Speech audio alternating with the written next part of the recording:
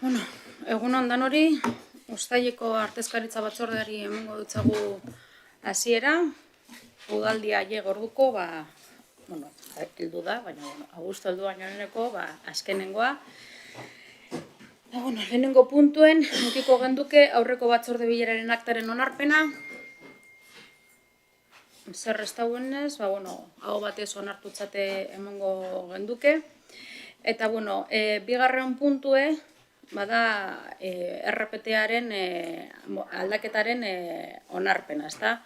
Hemen ikusten duzuen moduan, hainbat puntu dauz, gioi baten moduan dagoz jarrita, espediente bitan batuta dagozan eduki guztiak, ezta? Beraz, ikusiko zenduen moduan informazioa jaso zenduanean, espediente bit dagoz, euretariko baten dauz LPZ-aren aldaketa, bederatzi, 10, 11, 12, 16, 17, 33, 50, 53, 59 eta 60 kodean, honek dire, jaso dugun Eusko Jaurlaritzatik jasotako txosten baten arira, RPT-ak aldatzeko eskatzen oskun, diplomatura jartzen eban guztietan, jarri beharko gendukela be, diplomatura, gradu, lizentziatura, ingenieritza tekniko, arkitekto tekniko, edo ekibalenteak. Beraz, horrek egokitzea da kasu honetan esandako aitatutako postu kodei aitatutako ikasketa nivel ezberdin horrek. Bigarrenean izango litzateke gauza bera, baina ez doa puntu berean arrazoi sinple bategaitik. Honek bere RPT-an beste espezifikotasun bat daukie eta errekizito moduan, baldintza moduan eskatzen da bibliotekonomiako titulua eukitea. Beraz horregaitik banatuta dago. Gero, badaukagu beste plaza eta postu sorrera, izango litzateke baliabide teknikari postu eta plaza bate sortzea, giza baliabide postu bat sortzea, kulturretzeko plantilla gorantza doa, hainbat gauza daukagu, ikusten duzu moduan, momentu honetan hainbat gauza dakaguz personal arloan, eta hainbat gauza egin behar dugu zanez, beste plaza bat sortzea, gai guzti honei heltzeko patxadaz. Eta beste bigarren plaza dotazio bat sortzen dugu, kultur teknikari, gero eta lan gehiago daukagun programazioa gero eta oparoa danez, esku gehiago behar duguz lan egiteko hildo honetan. Eta akabukoan, txosten honetan, espediente honetan, kultura komunikazio eta aisialdi teknikari laguntzailearen postu aldatzea. Postu hau izan zen, azkenengo tandatan sortu zanetariko bat, funtzio eta zeregin batzukaz, baina errealitateak esatau, azkenean funtzio eta gehiago emoten dutzagu zala. Beraz, hori ekiditzeko, funtzio gehiago daukazanez, bere postua barriro baloratu da, benetako gaur eguneko sortu zen barria, beraz sortu zen helburu batzukaz, baina gero errealitatea ikusi da beste funtzio batzuk eta zeregin batzuk ere egiten dozala. Beraz, berbaloratu da postu hori eta soldata aldatzea dakar gora langile honentzako. Hau izango litzateke labur bilduz, lehenengo espediente honetan doana. Bosketara pasa baino lehenago, ez dakit honen inguruan zer daukagun? Gu hainbat gauza dauzkagu egiteko, lehenengo prozedura aldetik. Karo, ez dakigu zelan eta non boskatuko dugu. Gai ordenean, puntu bakar batean dago, gero puntu hori beste 5 puntutan banatuta dauz, orduan ez dakigu buskatuko dugu 25. puntua, ala 25 puntu bat, 25 puntu 2, 25 puntu 3, 25 puntu 4, 25 puntu 6. Ez dakigu zelan boskatuko dugun. Eta gero, proposamenetan, 2 proposamen soilik daude. Hori da. Boskatu ditugu proposamen horiek. Hori da, azaltzen azena zena, baina igual ez dute ondo amaitu. Gauza da, hemen daukagu,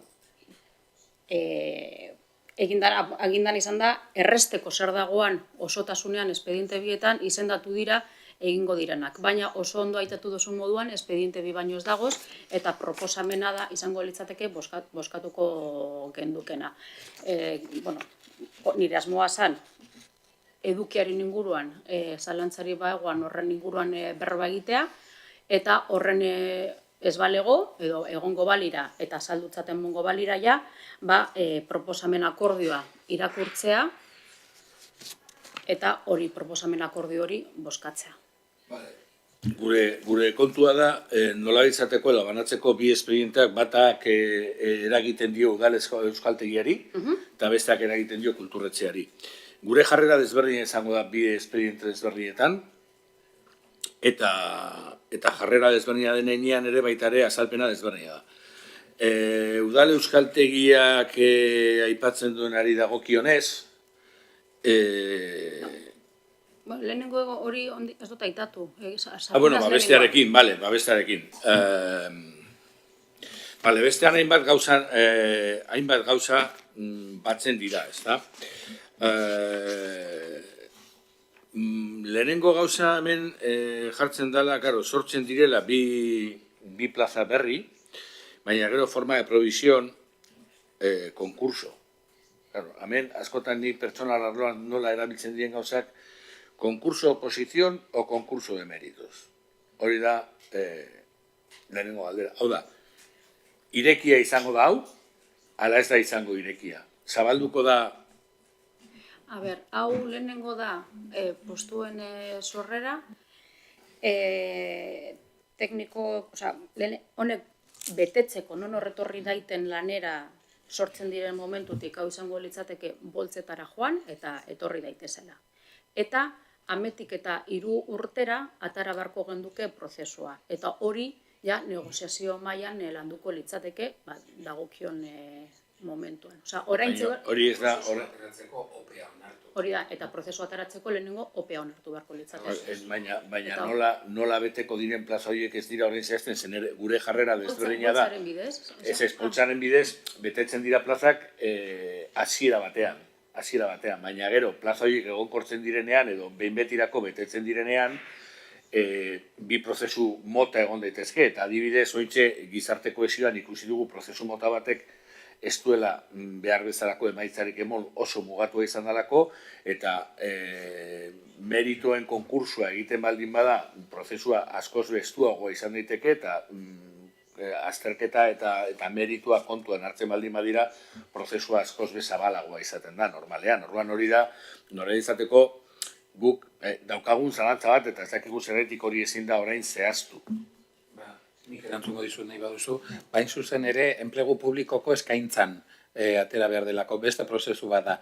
Araudiak orain egingo duguna da kulturetxearen LPZ-ta aldatu.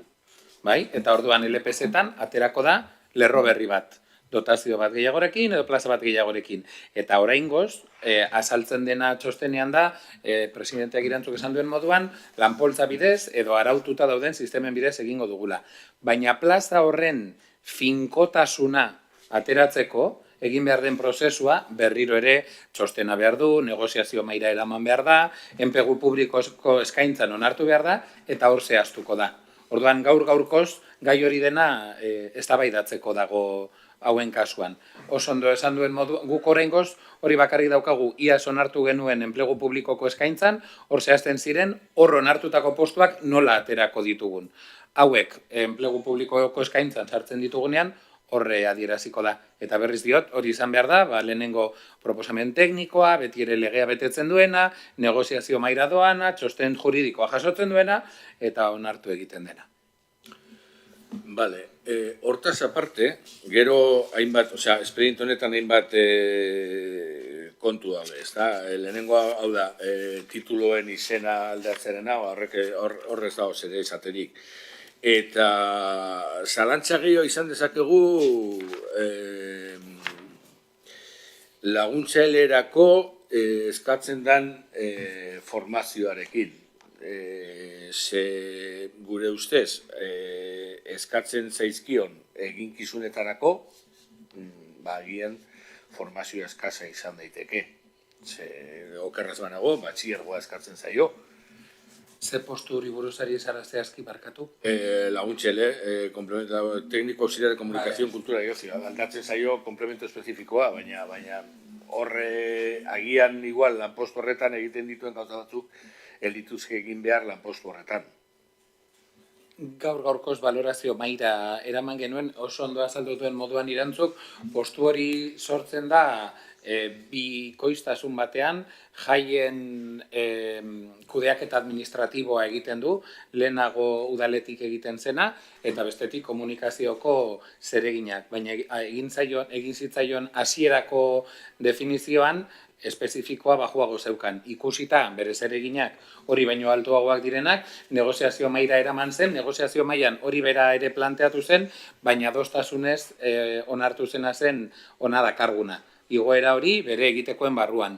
Gogoratu komunikazioari dagokionez badaukagula kazetari bat, kategoria altuagokoa, eta kultur kudeaketari dagokionez edo produkzioari dagokionez zuzendari tekniko bat daukagula edo kultur teknikariak ditugula. Orduan pertsona hau berez azpian geratuko litzateke eta gure LPZ-aren kasuan animatzaile soziokulturalaren pareko geratuko litzateke. Nolabait harmonia bat existituko litzateke, kultur teknikari denek soldata bera daukate, eta animatzaile soziokulturalak eta kultura isialdi eta komunikaziorako teknikari laguntzaileak, biak C bat kategoriakoak direnak, ere soldata bera izango lukete.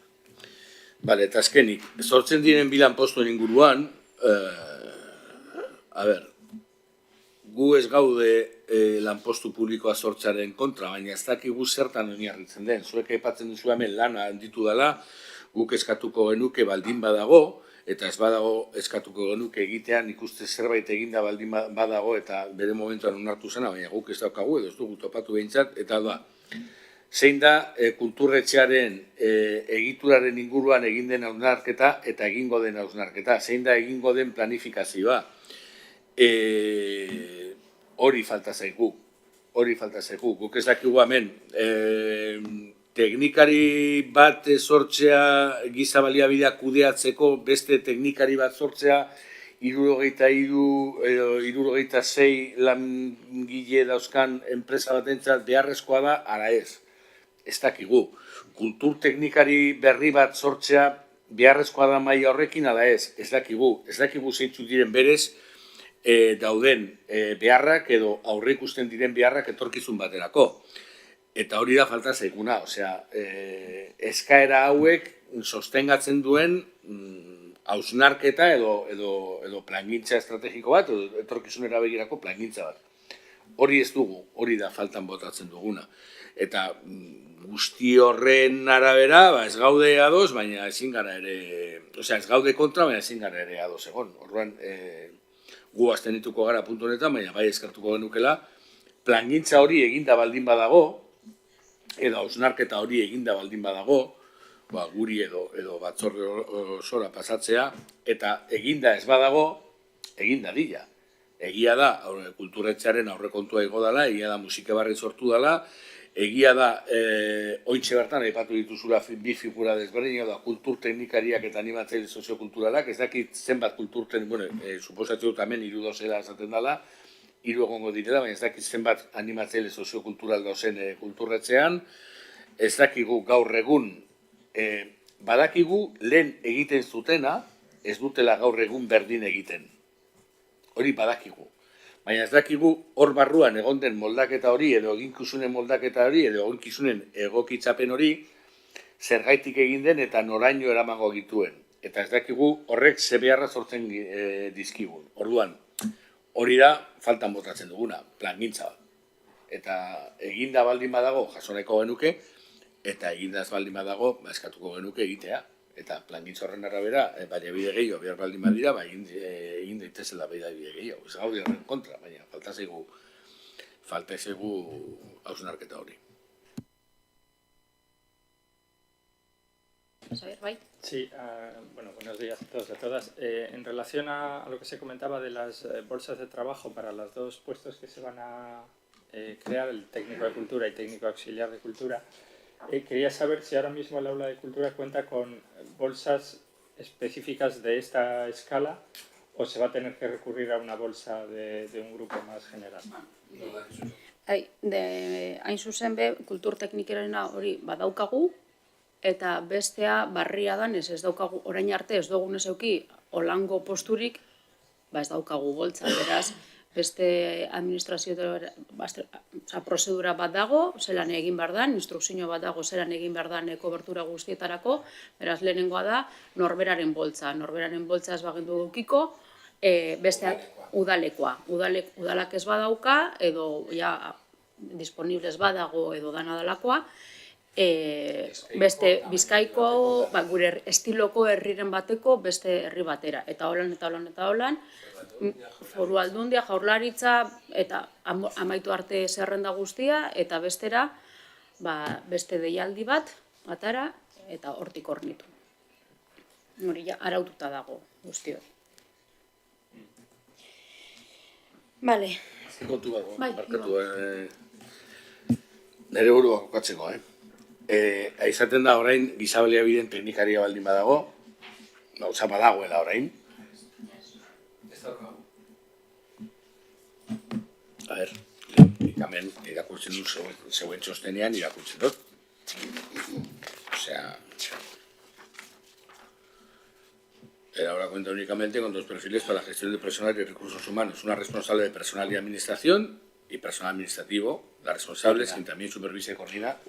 Erdikoa da ez dagoena, hay una responsable de personal, bueno, hay una administrativo, eta orduan proposamena da egituran erdian geratuko litzateken teknikari bat sortzea. Honetaz aninaz. Kokatzeko, pertsona da luz. Yo pa que me sitúe. La responsable. Da luz, vale. Eta orain lanean ez dago inor herriko postuan, ni con un tema de ni temporal, ni de ez horretan, ez bestean. Vale. Ez hori zan galderaz, que... Vale, besterik ez balego, puntu hau, espediente hau bozkatzera pasatuko ginateke, beraz, erabaki proposamena izango litzateke lehenengo LPZ-aren aldaketa onartzea 9/12/12/17/23 eta 50/50/53 lanpostuen eskakizuni dagokin eta betekizun giza diplomatura gradua lizentzatu ingeniero tekniko, arkitekto tekniko eta titulazio baliabideak sortzea. Bigarrena LPZ-aren aldaketa onartzea 16 eta 17 lanpostu betekizunei dagokin eta baldintza giza diplomatura gradua bibliotekonomiako eta dokumentazio lizentziatura eta titulazio baliokideak sartzea. Hirugarrena, urrengo plazak sortzea, antolakuntza eta giza baliabideen teknikaria, tekniko de organización, recursos humanos, kultur teknikaria, tekniko de kultura. Laugarrena, urrengo lanpostuak sortzea, lehenengo da plaza eta gero lanpostua, horra gertzen da dana. Bosgarrena, kultur teknikaria urrengo dotazioak sortzea, kode 76garrena. Titulazioa, diplomatura, grado, lizentziatura, ingeniero tekniko, arkitekto tekniko eta titulazioa baliokideak. 6garrena, komunikazio, kultura eta aisialdiko teknikari laguntzaren lanpostuaren bereziazko osagarren aldaketa onartze, aldaketa masi mailan ezarriko da, hau da 27.893,07 eurotan. 7garrena lanpostuen zerrendan aldaketa onartze, aipatutako erabakiak aplikatu ahal izateko. 8garrena erakundeko presidentearen ahalmenak emango zaio. Eta 9garrena baon argitaratzea. Beraz, aldeko botuak, Eusko Alderdi Jeltzale eta Alderdi Sozialista, abstentzioak, gainontzeko danak, beraz, onartuta geratzen da.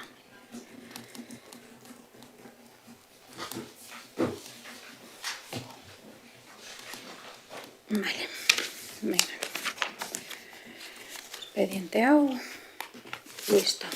Beraz, urrengo expedientera joango ginateke, zati honetan, daukagu zena da, euskaltegiari dagokizunak, eta hor joango litzateke euskaltegiko 2 irakasle lanpostu amortizatzea eta euskaltegiko zuzendari eta idazkari akademiko postuak aldatzea. Atzeko aurrera joan da, gogoratuko zenduen ze hau aurreko batzordean landu genduan, EH Bilduk egindako galdera baten harira, interventoriak egin eban txostenaren inguruan, horra obserbazio batzuk agertzen ziren. Zelan, RPT-an daukagu, LPZ-an daukagu, zuzendari eta idazkari akademiko, irakasle eta gero administratiboen postuak. Gauza da, irakasleak klaustroak erabakitzen dauz, ja behin bere peaz amaituta, edo jubilatu egiten dalako, edo dana dalakoa. Egoera horretan gagoz, orain arteko zuzendari eta idazkari akademikoak jubilatu dira, eta izendapen barri horrek egiterakoan, interbentzioan konturatu dira,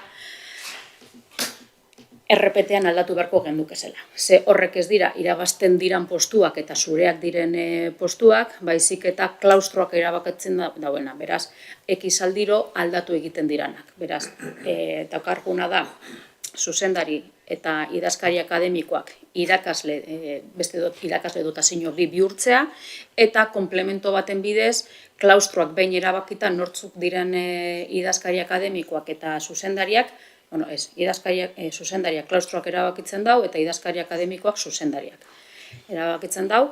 Beraz, behin horrek eginda, persona bi horrek eukitea komplementu osagarri hori. Eta hori da, zati horretan esaten dana.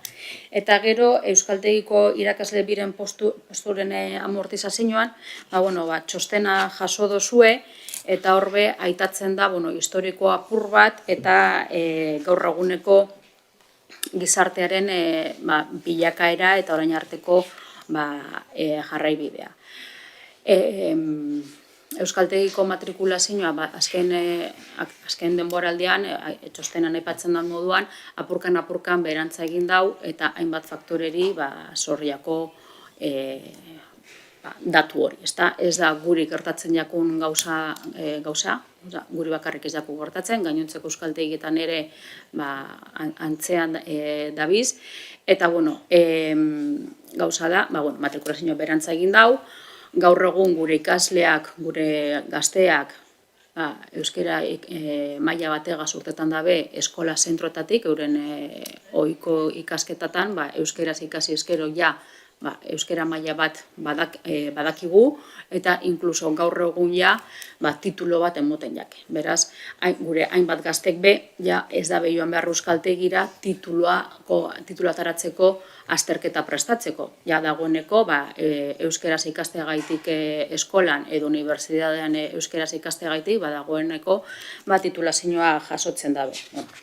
40 urtetan, hainbat aldaketa egon dira, datuak txostenean daukazuez, eta hortik etorriko litzateke, egia esan postu bi honek azken denboraldi baten ez dira hornitu izan, matrikulazioak ez dauelako eskatu hornitzeko behar izanik. Beraz, azkenean dakarguna da errealitatera egokitzea RPT-a, txukuntzea eta gaur eguneko behar izanei egokitzea kulturratzeko euskaltegiko esparruan errealitatera egokitzea eta txukuntzea. Ibon? Kasu honetan gure jarrera izango da ezeskoa. Lehenengoa oso bitxia da, 28 urte egotea kultura eta turismo sailaren agindua betetzeko. 28 urte.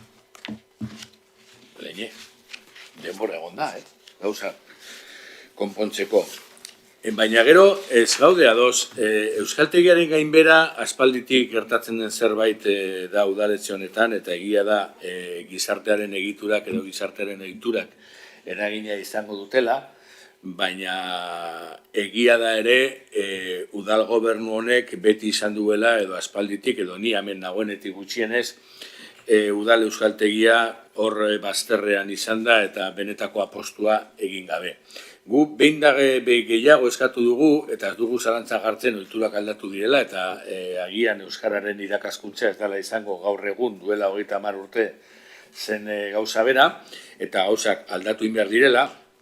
Baina azke txostenean bertan, aipatzen da oso gauza interesgarria eta kontuan hartu beharko litzatekena eta aspaldi guk eskatu izan duguna. Eta da, ABEK eta LKZ-ak egin zutela azterketa bat, udal euskaltegien inguruan, eta azterketa horren emaitzaren bat esaten zuen, euskaltegi faltatzen zaiela da gaur eguneko errealitatera egokitzeko malgutasuna. Hori da, azterketa horren emaitzaretareko bat. Zein da gure ikuspuntua? Hor daukagu udal euskaltegia, eta gure ustez ezin dugu izan ezin dugu esan, Getxoko euskalduntze prozesua bere osotasunean bukatu denik. Oso urrun gaude horretatik. Beraz, udalak badauka hor tresna bat erabili behar dezakena, edo erabili beharko lukena. Eman dira pausu guretzako baliagarriak batzuk, hau da, bi irakasle trebakuntza bezala egin dituztela lan, horre zer esan nahi du, agian erabil dezakegula udal euskaltegia beste gauza batzuetarako, bale, abek ezartzen dituen arauetara arlo batzuk mugatu daitezke, baina ezin dira denak mugatu horretarako. Adibidez, beste, ez dakit, buruatzen zait, beste euskarazko ikastaro malguagoak antolatu daitezke, migrazioan jarri daiteke, eta ez migrazioan migrantei, pertsona migratuei ikastaroak eskainiz baizik, eta pertsona migratuei hurbilduz jarri daitezke gauzak, kirol eta kultura arloei eman alzaie laguntza, ez dakit, hainbat eta hainbat gauza egin daitezke hor dagoen baliabide horrekin, ez soilik hezkuntza zentro bat bezala hartu. Horretarako eskatu izan dugu, behin da gehiagotan, udal euskaltegiaren etorkizunaren inguruko hausnarketa. Bere momentuan ere eskatzen dugu kulturezetik ateatzea. Baina udal euskaltegiaren etorkizunaren inguruko hausnarketa. Guretzat, udal euskaltegia atera beharko litzateke kulturretzetik, eta lotu beharko zaiola euskara zerbitzura. Baina hori da gure hausnarketa, agian erratuta egon gaitezke. Horregatik eskatzen dugu hausnarketa bat. Bestela zer da ikusten duguna, azken finean, gainberan dagoela, apurka-apurka hiltzen ari dela. Ze, karo, hemen gero esaten da, zer da orain arte udal euskaltegiak egin dauena bere eskaintza egoerari egokitzeko. Eta okerrez banago, karo, nik gauza batzuk galdetzen ditut, eta ez dut, ostra, nik hau ez dut ikusi. Edo ez dut ikusi beharko luken intentsitate nahikoarekin. Ez da egin osagun hori. Jartzen du, ordutegi batzun moldatu indirela, eskaintza komunikazioa indartu indala, jakin nahiko nuke nola indartu den hori, hemen hau berkatu. Euskeraz erderaz topatu, baina,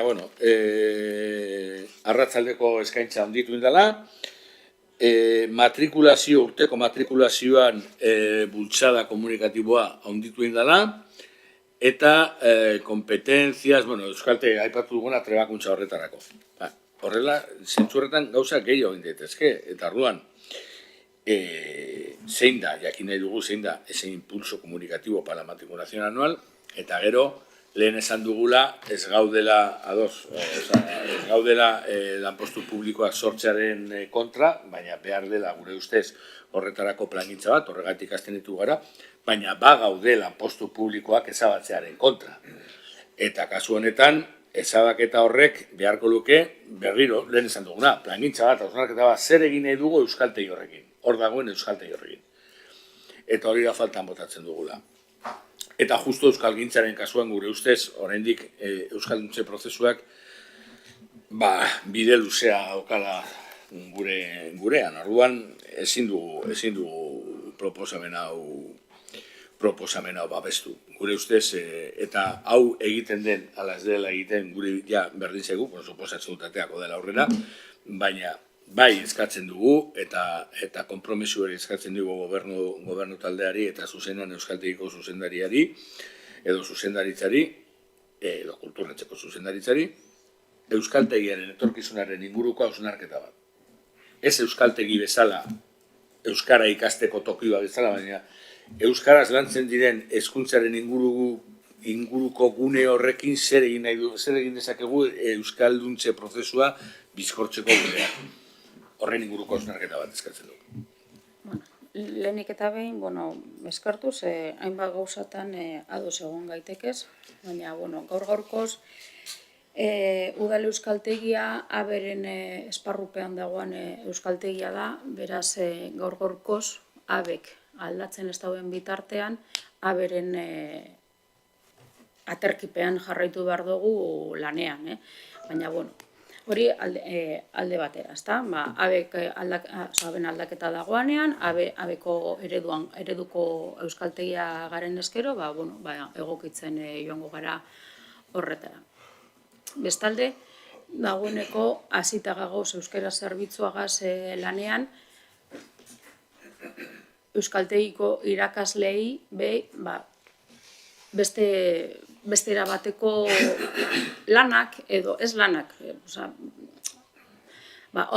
gertatu ez daiten, ia beste euskaltegien ere beste erabaten zeran landu daiteke esan formakuntza edo trebakuntzak edo abilesia hartzeko gaiak, ez da, dagoeneko hasita gagoz, eta ikusiko dugu zer urtetan dauen horretatik.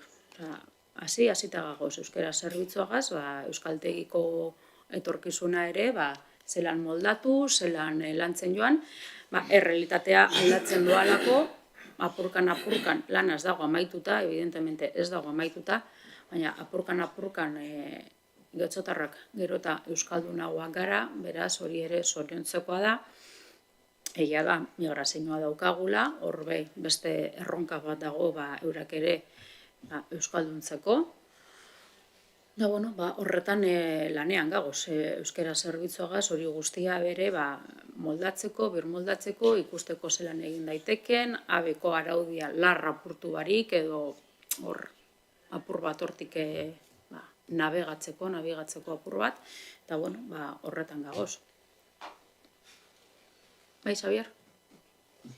Sí, yo sí quería plantear algunas dudas un poco en el mismo sentido, porque en ese trabajo de actualización o de mejora que tú estabas comentando, claro, no vendrían bien cubrir estas dos plazas para que se integren dentro de ese equipo o trabajen aparte en esa tarea de mejorar el modelo o la oferta que se da desde el ayuntamiento, desde el Euskaltegi municipal.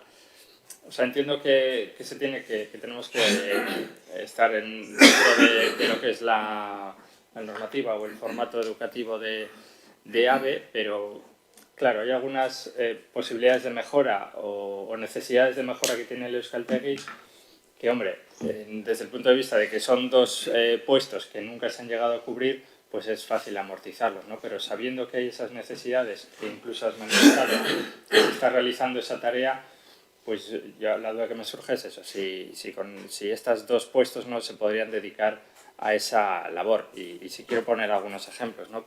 Porque, por ejemplo, desde el Euskaltegi municipal, año a año se ofertan muchos horarios para distintos niveles y tal, pero luego, al final, muchos de ellos desaparecen porque no salen en grupo.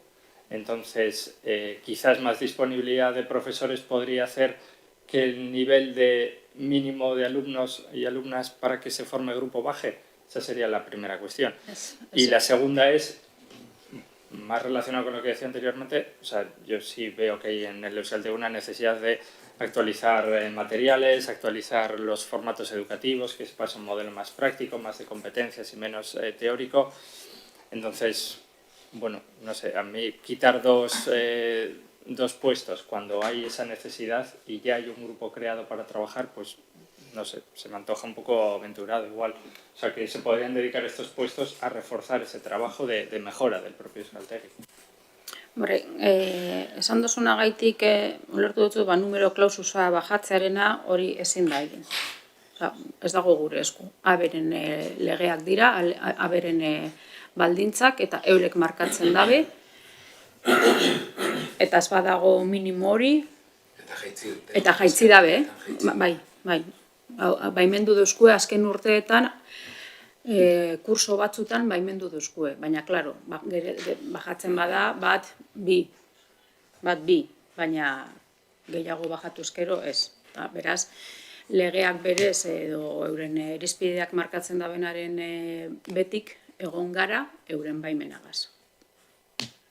Beraz, hor.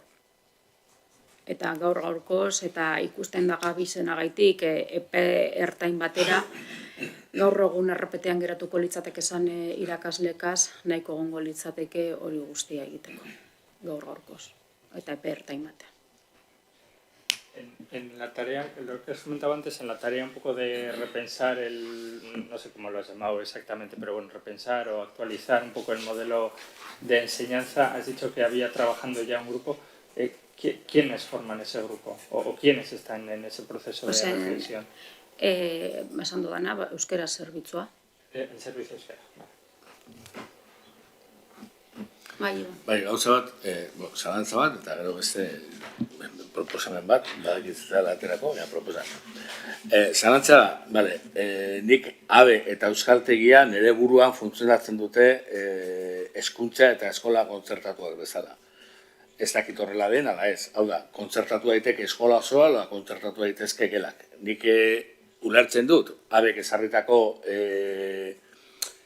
tituluak edo araudiak edo ikastaroak emateko abek ezarritako arauak bete behar diela, baina egian euskaltegiak abetik kanpo beste ikastaro batzuk antolatu ditzake, aberen babesa izango ez dituzketenak, baina euskararen edo euskalduntzen prozesuan interesgarriak izan dugu lidate. Eta gero, orain, hausnarketa prozesu batean baldin bagaude, eta lanpostu hauek gaur egun horrekontuetan ez badaukate inolako dotaziorik, baizik soilik lanpostuak sortuta daude. Hausnarketa prozesu horretan baldin bagaude, litzateke logikoagoa izango lanpostuak ezabatzea hausnarketa prozesu horren bukaeran, zekaro, gauza bat, lanpostu bat ezabatzea zailtasuna dauzka. Baina hausnarketa prozesu horren ostean, beste lanpostu batzu sortu baldin baditugu, behar baditugu euskaltegiak, lanpostu berri horiek sortzea beste prozesua da. Berez, plaza hauek horregonda, zer nolako kaltea egiten dioten euskaltegiari edo kulturretxeari, hausnarketa hori bukatu arte eta egingo den plangintza hori burutu arte. Plangintza egin arte. Momentu horretan egingo dugu benetan, behar genituzken talde horiek edo bi lanpostu horiek ala ez. Hori ikusiko genuke logikoa. Hau da, hausnarketan gaude orain, erabakiak hartuko ditugu gero. Ez ditugu orain erabaki batzuk hartuko, agian, edo agian ez, baina agian, hausnarketa horren emaitzak baldintzatuko dituztenak. Hori da, ez dakit ondo esan du da izan. Ulertuta. Badago besterik? Proposamena bozkatzera pasatuko gineateke, eta erabaki proposamena izango litzateke. Lehenengoa, euskaltegiko irakaslei dagokizan LPS eta 51 eta 56 lanpostuen eta erakundeko plantilla organikoaren amortizazioa onartzea. Bigarrena, LPS-aren aldaketa onartzea, LPS-etako 33 eta 34 lanpostuen izendapenari lanpostu mailako osagarri lanpostu espezifikoari dagokinez, lanpostu hori jarraian zehazten dauen moduan geratuko litzateke, hor daukazue taula. Hirugarrena, erakundeko plantilla organiko aldatzea, euskaltegiko zuzendari eta idazkari akademiko lanpostuei dagokienez eta euskaltegiko arduradun izendatzea. Laugarrena, urtean 10.474,87 euroko produktibitate osagarria sartzea euskaltegiko zuzendaritza kargoa duen pertsonarentzat, eta osagarri hori 14 hilekotan ordainduko da. Osagarri hori gaineko ordainsari kontzeptuen proportzio berean igoko da, indarrean dagoen araudiaren arabera. Bosgarrena, urtean 1945,19 euroko produktibitate osagarria sartzea euskaltegiko idazkaritza akademiko kargoa duen pertsonarentzat, osagarri hori 14 hilekotan ordainduko da. Osagarri hori gaineko ordainsari kontzeptuen proportzio beran igoko da, indarrean dagoen araudiaren arabera. Seigarrena, lanpostuen zerrendaren aldaketa onartzea. Zazpigarrena, organismoko lehendakari ahalmena ematen zaio bere kargoa betetzean erabaki hau benetan betetzeko beten diren neurriak guztiak arditzan, eta baon argitaratzea. Beraz, proposamenean bozkatera pasatuko gineateke, aldeko bozkak, Eusko Alderdi Jeltzalea eta Alderdi Sozialista, abstentzioak, Alderdi Popularra, eta eseskoak, EH Bildu eta Podemos. Beraz, hurrengo puntura pasatuko gineateke.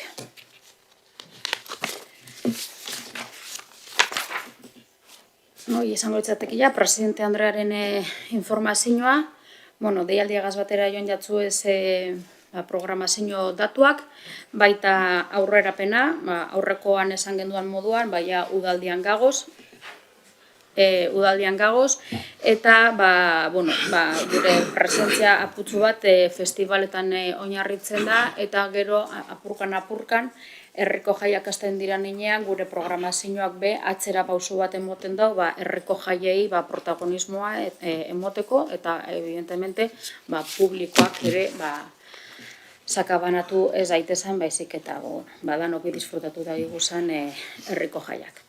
Beraz,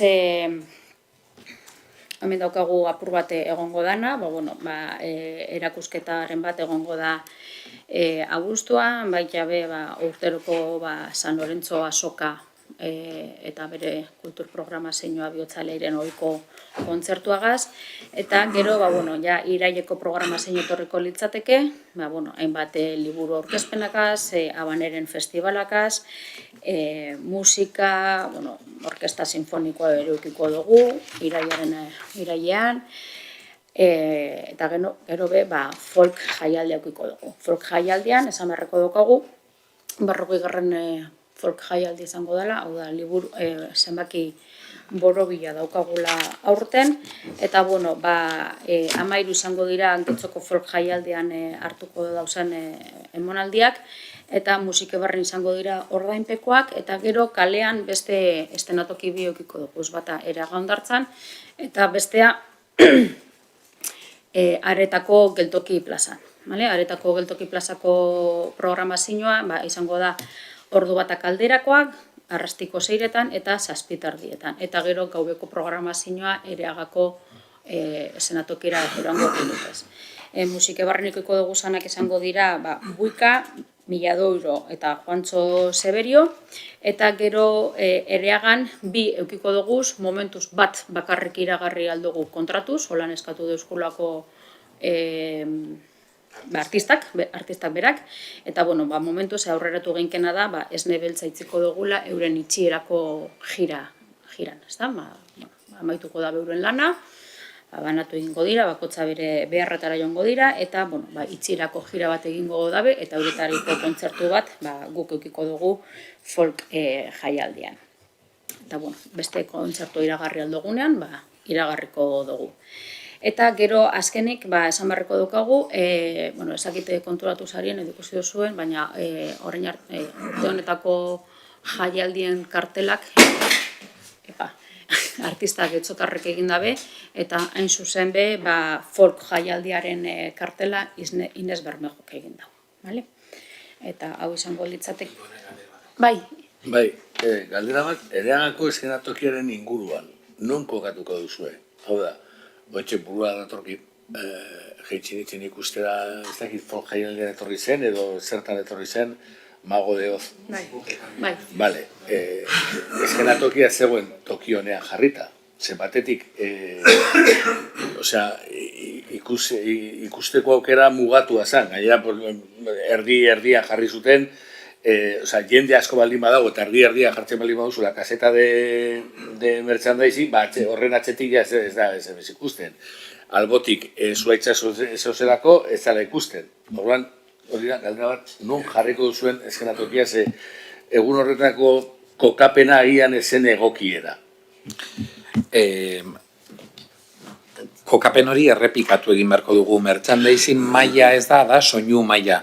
Eta kontratuz, aprobetsatu zutelako, baina soinu maila ezin dugu kendu erditik. Soinu teknikariek derrigorrez eskatzen digute tokirik onenean egon behar dela soinu kudeaketa ahalik eta ondoen egiteko. Eta egia da, guraldiagatik karpa txiki bat jarri behar diegula, saiatzen gara ahalik eta txikiena izaten. Mago de Ozen zehazki gertatu zitzaiguna, eta joan den urteko folkeko kontzertuetan gertatu zitzaiguna da, 3.000 lagunentzako estimazioa zegoela eginda, eta kontzertu batean 5.000 eta bestean 7.000 lagun izan genituela.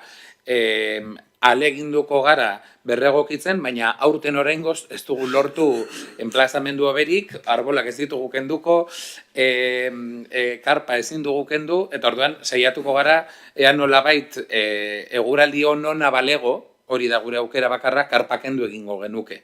Baina justo iraileko asteburu horretan euria egin zuen momentu batzuetan, iragarpenarekin, orduan hori ezingo genuke aldatu. Eta esandakoa, beste enplazamendu batzuk bilatu ditugu, baina halako aforoetarako ez daude hainbeste kokapen herri honetan. Oraingoz Esne Beltzaren kasuan egin dugun estimazioa bera da, beraz, hau da, errepikatu egingo dugu, gu geure kontziente izan ginen, desplazamenduan ez daukagu asko aukera gehiago. Seiatuko gara esandakoa, albaldin bada karpak entzen, eguraldi berme erabatekoa badago, ze bestela kontratuz guk bermatu behar dugu materiala ez dela bustiko. Bale, soilik eskakizun bat, bale, karpa hor jarri behar da, baina ez jarri karpari zapaia triangularra eta alik eta altuena, badoz karpa batzuk zapaia ez talita daukatena, eta orduan ikus. Eta gero, lekuaren inguruan, eta portuzarra ez da egokiago horretarako, galdera ite dut zakidalako, eta zabalagoa. Portuzarraren arazoa da ebakuaziorako eta segurtasunerako neurriak murritzagoak edo zailagoak euki ditzakeela, kasu horretan. Orduan, aztertuko dugu, baina antzeko gero ez da inbeste aldatzen, ze kontua da belardian, Portuzarreko belardian ezin da kamioirik ez ezer jarri, orduan bukaeran jarri behar dugu, eta gero belarra ez da guztiz laua, orduan aforoa asko mugatu egiten da, eta gero ebakuazio bidea asko estutzen denez, ja irtera bakarra dago, segurtasun neurriak areagotu egin behar dira, orduan, bapatean gertatuko balitzaigu, mago deozen bezala edo, espero baino askoz jende gehiago etortzea, arrisku handiagoa da, orduan, hau babes zibileko teknikariekin landu dugu, egia da nolabait, guretzat ere oso berri pozgarria izan zela, aprobetxatuko dut gogorarazteko txosna egun horietan jai batzordei uzten diegula jaietarako diru ateratzeko ere, baina saiatuko gara, oraingoz egia da, iazko esperientzia daukagula, guk gogoeta hori egin dugu, oharra hartu dut eta saiatuko gara karpa puntagabeko horiek lortzen, eta ja gainera eguraldi hona egiten baduta ez badugu jarri behar, are hobeto. Sí, ¿y se ha valorado ponerlo en el puerto deportivo? Ahí en la explanada que hay al final. Digo, por las dificultades que tiene el parking de Ereaga, igual una alternativa podría ser el puerto deportivo. Pero quiero recordar también que en la comisión de territorio, creo que fue hace 2 meses, vino una vecina del Puerto Viejo, porque claro, eso es zona de aparcamiento del Puerto Viejo, y claro, con tantos eventos, en la temporada que ellos pagan la OTA, muchas veces está pues por fiestas y tal, entonces no sé si también se podrían trasladar los conciertos al puerto deportivo. Al final, antes de la terminal de cruceros, ¿dónde hacen el evento este de...? En la explanada de cruceros, entiendo. Pero es la explanada de cruceros, o si no tienes una rotonda con árboles. Portuaria. Dices el parking que hay justo delante. Está el parking de los cruceros. Que no lo debo, yo sé por qué me meto aquí. Pero luego entre el parking de cruceros y los primeros edificios hay otro aparcamiento, que es donde... Pero ahí no, donde está el parking de las escuelas. No, donde hacen No, hay los valles. ¿Dónde hacen el festival este que sacan ahí el barco de la Guardia Civil, el de la Pero policía? eso donde hacen el... ¿Ese es el de la terminal de cruceros? Ah, vale. El día del puerto, el Sí, día el día de... del no sé puerto. cómo se llama. Es que por eso me tengo despistado, ¿no? Es verdad, eso es el parque. ¿Y ahí no se podría poner? Es una autoridad portuaria, habría que hablar con ellos. Ahí entra también en factor pues, el calendario de cruceros, que si hay cruceros, si hay barco, Ya, y claro, no es que un día, sino que esto ya es que un día igual libras, pero para nosotros para montaje, desmontaje, todos los conciertos al final casi estamos entrando el jueves y nos estamos marchando el lunes. Ya. Entre... Claro, es que estaba pensando que lo del día del puerto no se hacía dentro del parking, pero es verdad. Lo que pasa es que allí, claro, como está también alejado, pues es una zona donde no generas molestias en la noche y demás. Se podía Pero es más lejano para acceder y hay un plus que sí que me acuerdo que se estudió en su momento cuando lo miramos y es uno de los riesgos en el plan de riesgos de los conciertos que se realizan en costa es el factor eólico y en ese caso creo que sería muchísimo mayor. Me acuerdo que en el estudio mínimo que hicimos y claro, la cuestión es que si sopla un poco de viento y ya se cumple ese factor de riesgo, el concierto se suspende. Entonces, sin embargo, tenerlo en costa, a día de hoy en Ereaga donde lo hacemos, sabemos que podemos hacerlo. con las limitaciones y efectivamente seguiremos estudiando cómo mejorarlo, vamos. Y luego os quería preguntar, ¿el escenario de la Plaza de la Estación de las Arenas va a ser igual? No. Vale. Más pequeño, supongo. Sí, Vale. sí, sí. Vale. Con el mundo de los escenarios hay Sí, no es por desmerecer a me los está grupos. mirando Yane, creo que ella también lo sufre. Lo sufre. Y hay veces que es que ni hay escenarios. Sufrimos para conseguir un escenario. Se sufre. Y eso que está el pliego adjudicado, pero eso da para otro debate en una barra de bar con algo que nos relaje los nervios a todos, porque sufrimos mucho con los escenarios. Este año se ha conseguido uno más pequeño, ¿no? Vale. Bien. Sí. Sí,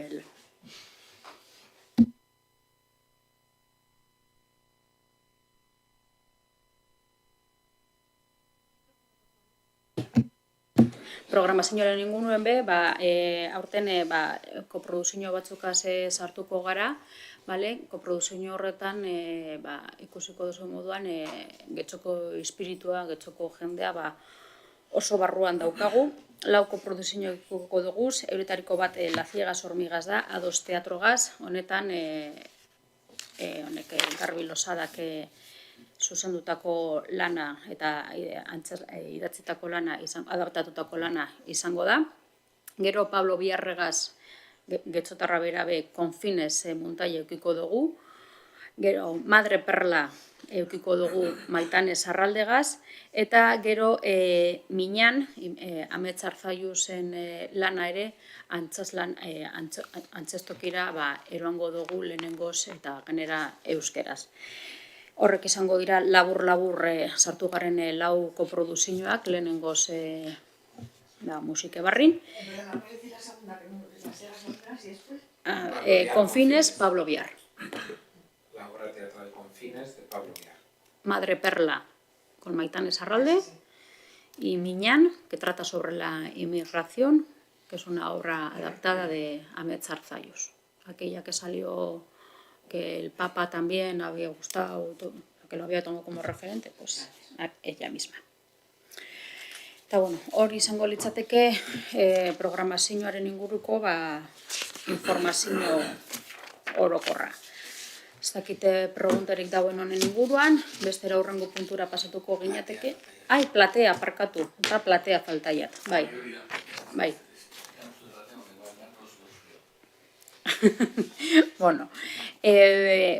Badakizue platea sarean sartuta gagozala, eta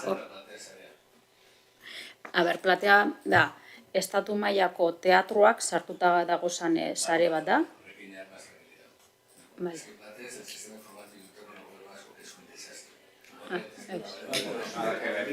No tenemos nada que ver. Sarreren kontuerekin edo horrela gutzen, bale. Ez. Euskadi mailan sarea da moduan, estatu mailan platea izeneko beste sare bat da. Eta horrek beste hainbat produkzio lagundu egiten dauz, eta kasu honetan kulturretxeak aurkeztu dauzan lanak dira La Bruja Rechindientes. La Bruja Rechinadientes, bista galtzen nagoela uste. La Bruja Rechinadientes, hau antzeslan bat da, El Barbero de Sevilla, Lírica, La Verbena de la Paloma eukiko dugu, hau Lírikan, Rem, zirkoa da, Firmamento, dantzan, Rigoletto, Lírica, eta La Colección, teatro. Honek dira aurkeztu duguzan diru laguntza honetarako programazioa, eta honek dira onartu deusku esanak. Igaz, 6 diru lagundu deusku esan, edo alkarlaneko sistema oso pekuliarra da azaltzeko zela funtzionatzen dauen sistema honek, baina egia da, artistei, produktorei eurei lagundu egiten dutzela, konpainiei lagundu egiten dutzela, guri lagundu egiten duzku, eta danon arteko win-win bat dela. Eta, igaz, 6 proiektuen hartu duzku esan, eta aurten 7. Orduan, ikusten dozuenez, hainbat disiplinatakoa da, eta aurten barritasun moduan daukaguna platearen sistema honen barruan zirkua izango da.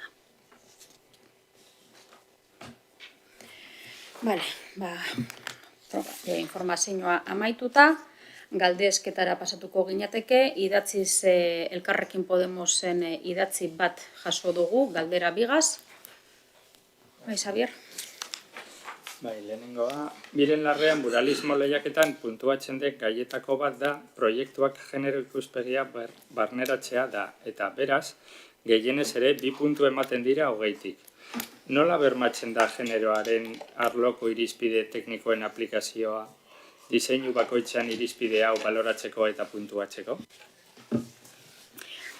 Bueno, deialdia, legeak agintzen dagoen moduan eginda dago, 4/2005, otsailaren 18ko legea 4/2005 parametroaren barruan eginda dago, eta hau tribunalari eskatu deutzat azaltzeko zelan egiten dagoen, ze tribunalak berak erabakitzen dau, puntuatzerakoan, deialdian jasotakoaren arabera zelan kudeatuko dan. Eta, tribunalak esaten doztan moduan,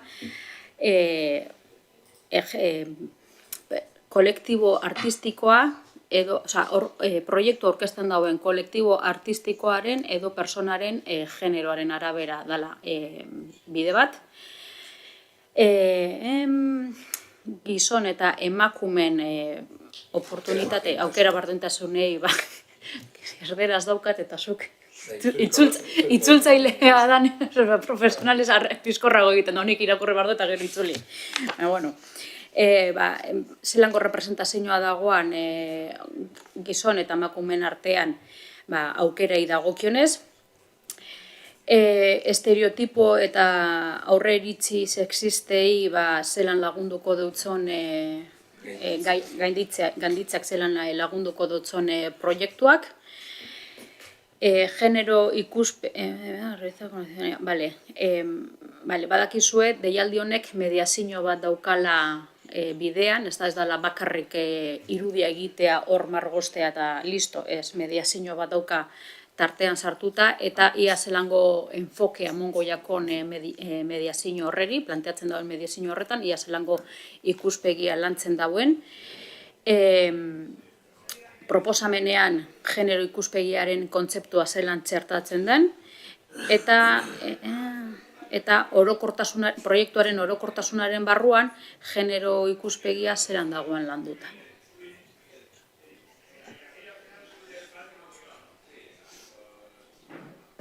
Vale, pero entonces, por entender, es los miembros del tribunal quienes aplican todos estos criterios que tú me has comentado, ¿no? Hori da.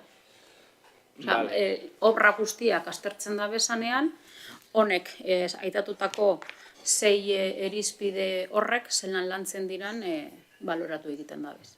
Vale, y yo pregunto o propongo, ¿se podría para la aplicación o para dar estos 2 puntos contar con el asesoramiento de alguna persona especializada en materias de igualdad o género? Por ejemplo, una técnica del ayuntamiento o quien fuera.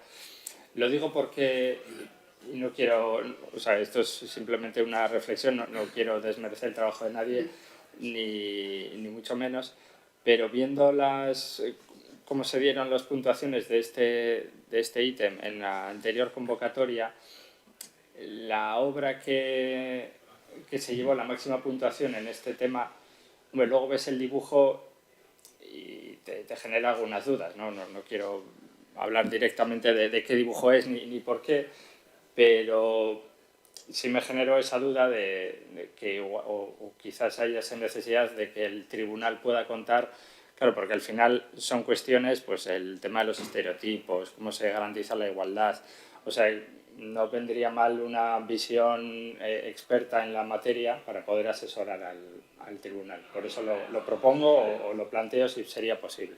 Bueno, Xabik eskatu duzte berbea. Las propias convocatorias pueden recoger que el tribunal, sin duda alguna, puede contar con asesoría en aquellas cuestiones que considere oportunas, no solo en igualdad. En este caso, por hacer un desglose exacto, el aula de cultura ha ido mucho más allá de los mínimos exigidos por la Ley de Igualdad. La Ley de Igualdad, supongo, como bien conocerás, exigiría solo que el 5% de la puntuación sea destinada a la valoración de la perspectiva de género. Creo que el porcentaje de 2 de 20 es muchísimo más que el 5%. Esto se debe a que, haciendo un estudio del impacto que puede tener este mural y de la infrarrepresentación de la igualdad de oportunidades entre hombres y mujeres en el sector de las artes visuales, según los estudios realizados en España, el último existente del 2020, la mujer está infrarrepresentada. ¿Vale? Entonces, con ese conocimiento, es cierto que el tribunal podría considerar que si no tiene conocimiento al respecto lo haga. Da la casualidad de que yo soy el presidente de ese tribunal y yo tengo formación en igualdad de género por más de 150 horas. ¿Vale? Pero no solo yo, sino que otros miembros también disponían de ella. Voy a sumar algo más. La formación, cuando se han elaborado los pliegos y se han incorporado estos puntos, se le trasladaron a la técnica de igualdad del área del ayuntamiento para que asesorara a ella sobre la aplicación de los criterios, porque existe una dificultad que es muy importante, voy a señalar. Una cosa es que la ley diga se tiene que valorar la perspectiva de género y otra cosa es qué significa eso. La propia ley recoge algunas posibilidades. En el caso de las ayudas de subvenciones a asociaciones o a comisiones de fiestas, como una de las oportunidades, una de las definiciones que recoge, si no me equivoco, el artículo 24 en concreto, es que los miembros representantes de esa asociación sean paritarios.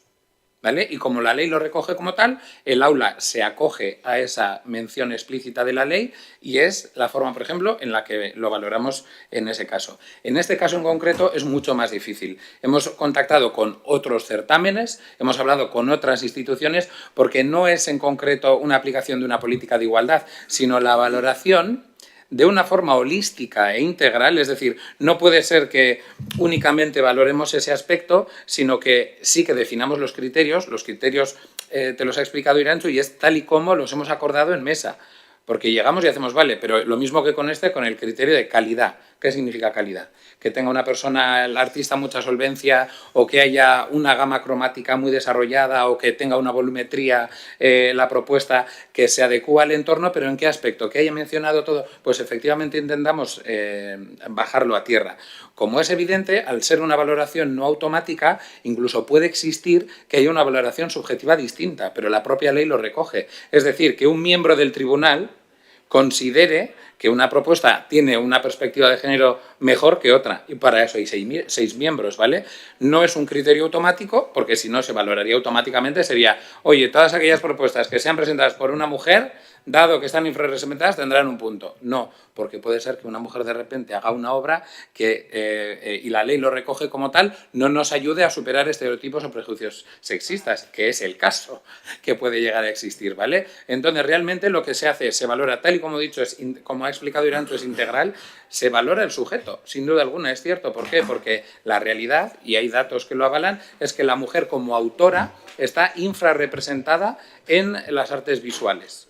¿Vale? Sí es cierto que la cosa está cambiando, cada vez hay más mujeres jóvenes que hombres jóvenes, pero la pirámide, es que por si acaso al ver la pregunta me repasé todo esto, se va invirtiendo a medida que van creciendo en edad. Sí, las mujeres van desapareciendo y los hombres van adquiriendo más. Entonces, sin duda alguna, por eso aquí se ha valorado el género de la solicitante o del colectivo solicitante, que ha habido algunos casos, la representación de la igualdad en la propuesta visual, efectivamente. Si hay una imagen en la que, pues yo qué sé, impera la imagen del hombre, o sobre todo se le pueden aplicar test para de alguna forma demostrar, el test de Bechdel no es aplicable aquí, pero el test de Ellen-Willis sí. Por ejemplo, el test de Ellen-Willis en igualdad es cuando tú coges una imagen y hay un hombre. Si donde hay un hombre pones una mujer y eso chirría, es que efectivamente tiene una perspectiva que está generando una brecha.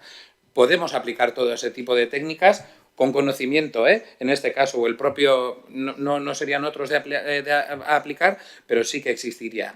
Ha habido varias propuestas que han llevado a una mujer en su representación visual. Se estudia todo ello. Efectivamente que no haya estereotipos sexistas que no estén promoviendo un tipo de imagen concreto en relación a una posible cosificación de la mujer, a una definición de un cuerpo determinado, etcétera. Todo eso se valora dentro de las propuestas existentes. El proceso de mediación que ha indicado Irantzu, especialmente si la obra va a tratar sobre un tema y va a trabajar con un colectivo determinado que favorezca una perspectiva de género adecuada, porque lo va a trabajar con las mujeres del entorno. Pues por poner un caso concreto, que va a hacer una propuesta visual con... Voy a traerme a un expediente de la convocatoria anterior para que no haya problema. Uno que quería representar las abuelas del entorno y planteaba un proceso de mediación para hablar con abuelas del entorno. Bueno, pues en este caso la propuesta visual no era muy acertada porque la abuela que se representaba en su propuesta no coincidía para nada con el perfil de abuela que podía existir en nuestro municipio, ¿vale? Pero en ese proceso de mediación se valoraba positivamente que al colectivo que quería llegar era uno que no es nada fácil, que es el de personas mayores femeninas de 65 años a las que pensarían que igual se les manda un WhatsApp y se reúnen todas en la plaza, ¿vale? Por la inclusión del enfoque de género en el concepto sí que es muy importante, es decir, cuando explican el dibujo y dicen en este dibujo ¿hay enfoque de género? No, si no se menciona, porque a veces no hay. A veces el dibujo puede ser maravilloso, pero no se denota y la ley así lo recoge en ese caso, si no hay impacto, no hay impacto. Lo importante es que si hay positivo se valore y que si hay negativo no se valore o se valore negativamente, ¿vale? Y la visión de género en la totalidad del proyecto sin duda alguna, porque hay cuestiones que luego cuando casan, cuando tú ves y dices, mira, pues es una propuesta que va a poner el foco en la mujer, pero de una forma adecuada, con un proyecto de mediación acertado. Encima es un colectivo principalmente que nos va a favorecer en mejorar la infrarrepresentación de la mujer. Pues todo eso te hace que lo puedas valorar y redondearlo. Ya digo, no obstante, vuelvo, y así lo hemos hecho en otros procesos, o por ejemplo, por ir sin ir más lejos, en la convocatoria de Getxo Escena Irekia hay que hacer una valoración de producción, el jurado no es competente para tal y se lo solicita a técnicos especialistas de producción. En aquellas cosas que son, la ley lo permite y se hará. Es cierto que en este caso, lo que sí hemos reclamado y sería interesante, y yo creo que desde el área de igualdad se podría trabajar tal vez, sería no sé cómo bajar a tierra todos estos criterios. Pero yo te digo que en eso estuvimos en contacto en su momento, se compartieron las indicaciones que había en ese aspecto, es decir, bueno, pues sería interesante ver este festival de las Islas Canarias, ver tal no sé qué. Nos pusimos en contacto y claro, sin duda, pues según lo que se represente y cómo, ya digo, afortunadamente en algunos casos en cinematografía es más fácil porque se han desarrollado muchos test y muchas herramientas. En campo visual sí que hay trabajos, pero todavía a la hora de aplicarlo como enfoque de género y parametrizarlo es un poco más difícil, pero sí creo que en este caso al menos es una labor que se ha realizado de forma adecuada. Vale, de acuerdo, gracias. Vale, elkarrekin Podemosek beste pregunte bateko. En el pleno del mes pasado se aprobó la moción del Elkarrekin Podemos para la instalación de una zona reservada para que las personas con discapacidad tengan una mejor visibilidad en este tipo de eventos, al mismo tiempo que se garantiza su seguridad en las próximas fiestas de nuestros barrios. Dado que las principales fiestas de nuestro municipio serán próximamente y las comisiones trabajan junto con las áreas municipales para su celebración, realizar para el cumplimiento de esta moción. Por otro lado, hemos visto que se acaba de instalar un módulo de cambiadero inclusivo en la playa de Areaga. Además de congratularnos por la materialización de esta iniciativa, nos gustaría saber si habrá otros disponibles para los eventos festivos y o musicales. Bueno, honen inguruan, esan beharrekoa da, plenoan esan gendunetik haratago gehiago, ez dagoela esateko. Herriko jaiak, denok dakizuen moduan, bueno, orain dino zuek igual ez duzue egin planak, ez dakizue ze kontzertutara joango zarien, ez dakizue ze aktibitate egingo duzuen, baina jai batzordek dana antolatuta daukie, ja. Evidentemente, gauzak epean digaz egin behar dabelako, baimena jasotzeko, diru laguntza jasotzeko, eta bar. Beraz, 10-15 egun lehenago gauzak aldatzea ezinezkoa da. Eta zergaitik esango dutzut. Mozioan eskatzen dana, ebana, horrek espazio publikoaren okupazioa dauka. eta okupazio horrek, ekitaldi horren, pauan eragina dauka. Personen autoprotekzio planean eragina dauka. Eta horrek aldez aurretiko denbora askogaz egiten da. Beraz, orain jai batzordei hori aldatzea, eskatzea, ez deritzot ona danik. Ez dakitzelan hartuko leuken, oraintze bertan, jai batzorde bateri deitzea eta esatea. Daukasun programa aldatu beharko dugu, okupazioa eskatuko dugulako, ez dakit plataformaren bat edo zeo zer jartzeko, eta horrek zuk antolatu dozun egitarau guztian eraginak eukiko dauz. Beraz, gaur-gaurkoz, urte honetarako mozioak berak eskatzen dauana, oraingo jaietarako ez dauka lekurik. Ez dauka lekurik, babes zibilean dagoeneko eskatuta ez dagoelako okupazio hori. Eta plan horrek, jai batzordek aurkezten dabezan, autoprotekzio planek jasotzen ez dabelako. Eta autoprotekzio plan horren arabera, babes zibilak baimentzen dauz, ez dauz baimentzen, eta jaiak. Beraz, jai batzordei nik uste dut aurten hori eskatzea ez dela egokia, aurtengo jaietarako. Eta plenoan esan genuen moduan, denbora daukagu lan egiteko, baina etorkizun baterako. Baina hori ere beti jai batzordekaz landuta egon beharko da. Holango plataforma edo espazio reservatuak jartzea, ekarri leike, orain arte eszenatokia jarri dan lekuan, lekurik ezagotea. Eta kokapen diferente bat bilatu behar izatea. Horrek jai batzorden eta jaia ospatzen den momentuan, eukileik esan dinamika aldaketakaz. Beraz, hori patxadatzuz eta denporaz landu beharreko gaia dela uste dut, eta ez 10 eguneko tarte baten. Irisgarritasunaren inguruan, plenoan aitatu genduan, jai batzordek ere egiten daben ahalegina, beste hainbat irisgarritasun motatan, eta egiten dabezan praktika honak ere batzuk aitatu genduzan, eta momentuz horretan. Beste hainbat gaietan ere gagoz jai batzordekaz lanean, eta hainbat gai egon daiteke mahai ganean, eta oneri helduko jako, baina evidentemente aurtengo jaietarako ezinezkoa izango da kontzertuetan eurentzako leku bereiztu bat jarri alizatea, esandako arrazoi tekniko gaitik ze, arazo teknikoak dira momentu honetan. Eta aldagela inklusiboen inguruan, jakingo oso moduan, hau, komun inklusibo, aldagela inklusibo hau, infrastrukturatatik jarri dabe eta esperientzi piloto bat da.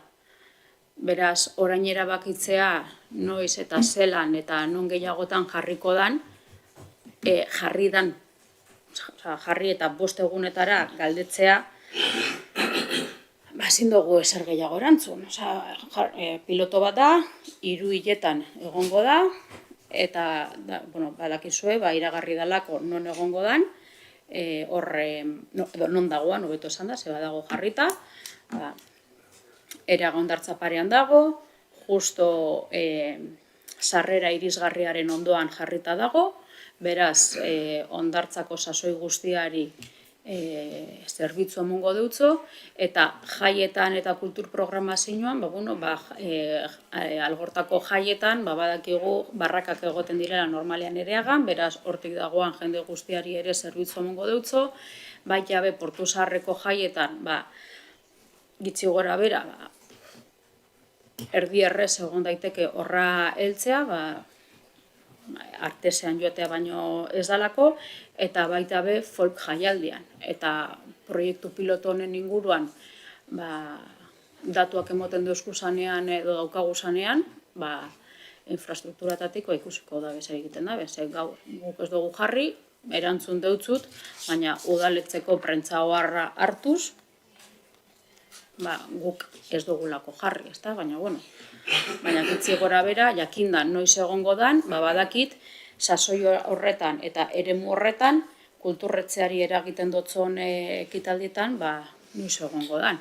Orduan, gitzi gora bera, hor, ekitaldi batzuk egongo diranez, jai inguruko data batzuk ere badago zanez, hor ere, jaietan eta gure ekitaldietan zelango harrera ukiliken ikusiko dugu, baina ezin dutzu gehiago esan, proba pilotoa hasi baino ez talako egin, aste bete baino ez taroa martxan. Vale.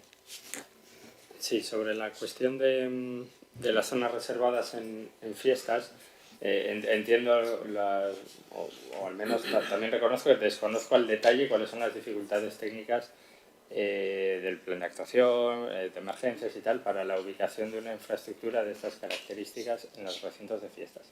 Pero no por ello quiero que se piense que la moción la registramos el mes pasado como una ocurrencia de mi grupo y nada más. Es decir, con esto quiero decir que antes de decidir presentar la moción tuvimos la oportunidad de hablar con algunas personas de distintas comisiones de fiestas que nos manifestaron que no sería un problema en ningún caso, al contrario, y que no entrañaría gran dificultad.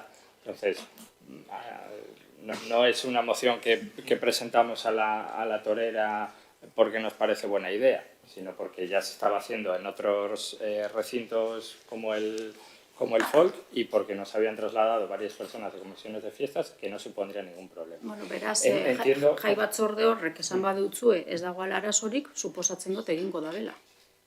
Yo lo preguntaba porque también creo que desde el ayuntamiento... Eurak dira antolatzaileak eta eurak dira espazioaren baimena eskatzen da benak, Ya, pero eso... Beraz, eurek jarri badabe euren pauean, eta legeak onartzen badau, babesi bietek onartu egingo da eta jarriko dabe. Osa, ez dago arazorik, eurak dira jarri bar da benak, oianek jakingo dago ondo, eurak egiten dabe, hau egongo da kalean, hau dago estenatokia, honek dira estenatokiaren metrokarratuak, eta jai batzordeak berak, beraz, zuri hori esan badutzu jai batzordeak, espero dut herriko jairen baten hori jarrita gotea. Lo que pasa es que esto, una cuestión similar discutimos o debatimos en el pleno cuando presentamos la moción de que los baños fueran los módulos y tal. O sea, yo entiendo que aunque la organización de las fiestas sea tarea de la comisión de fiestas, sí pienso que el ayuntamiento también puede favorecer que las fiestas vayan mejorando en cuanto a tener mejores baños o en cuanto a tener zonas para las personas con discapacidad, como es en este caso. Entonces, la pregunta la hacíamos para saber si el ayuntamiento estaba haciendo algo para favorecer que este año o el siguiente se contara con este tipo de instalaciones. Por ejemplo, que el ayuntamiento lo proponga a las comisiones o que el ayuntamiento asuma la tarea que puede llevar el pensar dónde se tiene que ubicar eso. Un poco en esa línea iba la pregunta, porque es cierto que las comisiones de fiestas organizan las fiestas y demás, pero no dejan de ser unas fiestas de y para el municipio y que al ayuntamiento, lógicamente, también le interesan que sean lo mejor posibles. Entonces, en ese precepto es donde creo, o al menos queríamos saber qué estaba haciendo el ayuntamiento para favorecer que esto se cumpliera lo antes posible. Y no porque se cumpla la moción que hemos presentado, sino porque las fiestas cuenten con un espacio inclusivo, como ya lo hace, por ejemplo, el Getxo Folk, nada más. Nik esango, jai batzordeak zuri hori esan badeutzu, zoragarri guri gaur-gaurkoz herriko jaiak antolatzeko egiten dugun batzar orokorrean, kezka hori ez dugu jaso izan. Batzar orokor horrek egiten dagoena da urte osoko plangintza bideratu. Eta gero, beste batzar txikitsuagoa dagoz, beste gauza puntualagoak edo danalakoak jorratzeko. Jai batzordek ere eskualtzatzen da ben, kezkaren bat jartzen duzkuenean maiganean, gu eurekaz batzartu egiten gara, landu egiten dugu, batzutan adostasun puntuak egon daitekez, beste batzutan ez adostasun puntuak dagoz, eta beste batzutan erdibideak dagoz. Beraz, aurten ez dago denporan materialik Ze, nik dakidala, jai batzorde batek bez, ez deusku eskatu hori egin gura dauenik, aurtengo jaietarako. Beraz, aurtengo jaiak, nik orain, ez dut bidezkoa ikusten, orain jai batzorde bateri eskatzea jaiak hasi baino 10, 15, 20 egunetara, esan, zure plan de autoprotekzion aldatu behar dozu. Hau sartuko dugu eta aldatuko da. Ez dut ikusten. Datorren urtera begira, jai batzordekaz, batzartuko gara, beti egiten dugu moduan, azken batzarra, inkluso atzo izan zen, jai batzordekaz, atzo arratsaldean, jai batzordeak gauza batzuk eukasan buruan, eta gu eurekaz batzartu gara, jakiteko zer eukien, zer egure dabe, edo zer barruntatzen daben, edo simplemente batzutan berba egiteko, gogoetak egiteko, ez orain erantzuteko, baina igual epe erdi edo luze baterako jorratzeko. Beraz, hau, gai honek segurantzean hurrengo batzarrean edo jai batzordeak ekarrita edo guk ekarrita egongo da. Baina epe laburrean holan inziditzea jaietan eta esan, por artículo 33, para cumplir una moción, vas a cambiar tu plan de autoprotección? Pues no. Nik jai batzorde bateri ez dutzat eskatuko hori, egiten daben lan guztiaren ostean, azkenengo momentuan, holango aldaketa bat eskatzea, baldin espada, benetako zute bat dagoelako, eta ikusten dugulako, itzelesko arrisku bat egon daitekela, segurtasunaren inguruan, edo danalakoa, eta hor aldaketa. Eta segurtasuneko kontu bat egaitik bada, hori deialdian ere jasota daukagu. Holango gauza, segurtasun kontu bategaitik aldaketa bat egon daitekela. Momentu honetan, momentu honetan jaiak hasteko dago zanean, danak kalean daukienean, jai batzordentzako iraganean gagoz berba egiten. Eta kulturretzeko logistika kontuetarako, hori guztirako, deialdirako eta danalako ere, iragana da. Jaiak gertatu behar dira, punto, ez dago besterik. No, sí, yo tampoco estoy de acuerdo en que a última hora se pida tenéis que hacer este cambio y meter este tipo de infraestructura en el recinto de fiestas. Yo tampoco estoy de acuerdo con que se haga esto, pero entre esperar a que en una reunión general de todas las comisiones de fiestas se plantee y dejar que sean las comisiones de fiestas quienes tengan que cambiar esos planes de actuaciones, como tú has mencionado, creo que hay otra forma de actuar que sería que el ayuntamiento lo proponga en esa reunión y que el ayuntamiento pero para este año es lo que te estoy diciendo, que es imposible. Pues entonces para los siguientes, pero que el ayuntamiento también colabore. ¿Cuántas veces lo voy a decir, Xavier? El ayuntamiento, pero yo te estoy diciendo que el ayuntamiento también puede colaborar proactivamente para que eso se cumpla, porque no es obligación de las comisiones de fiestas garantizar la accesibilidad en los eventos festivos del municipio. El ayuntamiento sí puede colaborar en ello, nada más. Me estás diciendo que no vas a obligar a la comisión de fiestas a meterlo con calzador este año. Yo no he pedido que se obligue a las comisiones de fiestas, eso quiero que quede bien claro. Yo he pedido que el ayuntamiento sea proactivo en facilitar que las fiestas cuenten con eso, nada más. Bueno. Hemen itziko dut. Besteri bai, Ibon? Bai, musike barrik dauzkan barrekin, eta taberna edo jatetxarena ez du galdutuko, baina zerbait batez be, hasi gaitezke barrengatik. Zerbait egiteko asmoa dago? Bueno, gaur-gaurkoz barrakaz egiten dena da, ekitaldiaren arabera errekeritzen dagoenen erabiltzen dira. Hainbat ekitaldi egon dira eta dagoz, eta horre egiten dira, segun eta ze ekitaldi mota dan barra dago,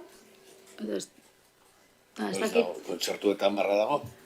Kontzertu batzutan barra dago, gero segun sari banaketetan ere barra goten da, ekitaldi motaren arabera. Sari banaketetan eta egoten dena ezberdinak, katen ira eta hori igual egiten da horretzen. Barraren ustiak eta bere momentuan udalak ustiak eta hori plazaratu zuen, gero erretiratu zuen, orduan jakin nahi dugu egingo den, edo hori esplotatzea horri ikusten den.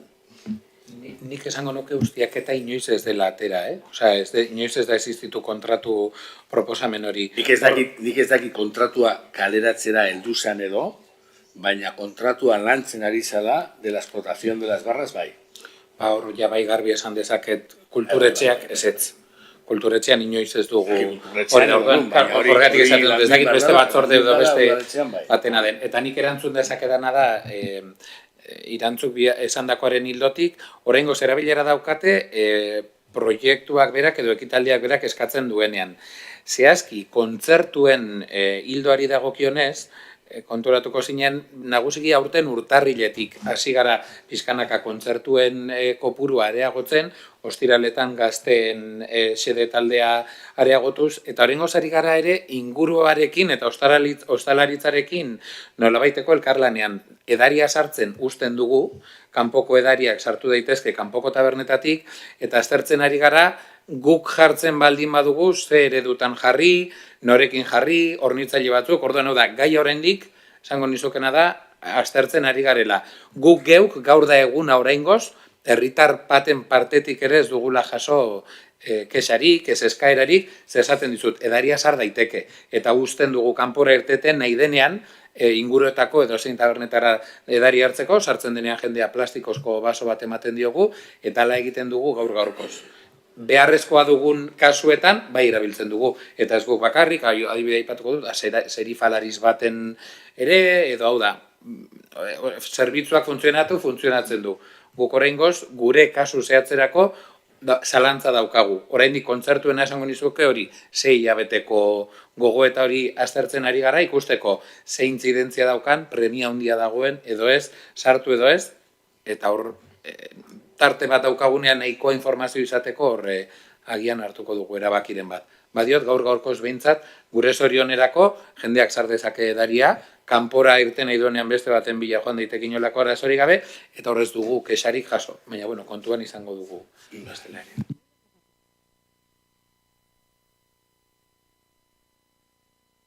Besterik ez badago, amaitutzat emango dugu gaurko batzordea. Eskerrik asko.